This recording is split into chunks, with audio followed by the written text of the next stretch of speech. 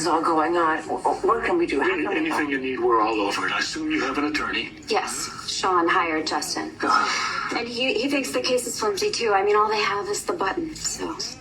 So he thinks the charges won't stick. Yeah, not without more evidence, which they don't have because I've never been to Charlie's apartment and it's not like anybody's ever seen me there. Well, I did. What? What are you talking about? I went over to Charlie's place the night that he was murdered, and I saw. I can't even say it. What, Dad? What did you see?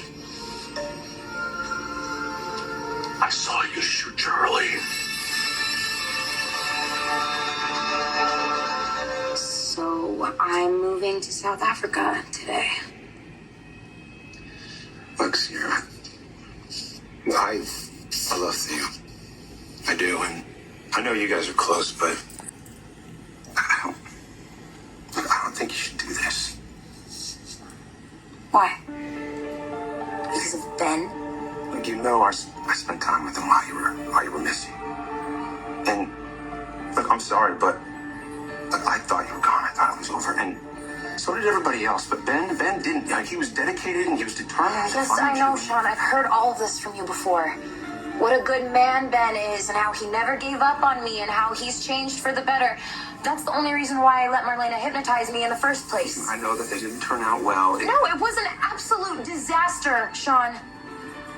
I never want to do it again. I should have never done it in the first place. So can you please just stop trying to convince me that Ben and I belong together, because we don't. I don't want him in my life. Okay, but that doesn't mean that you have to move to a different continent. Yes, it does.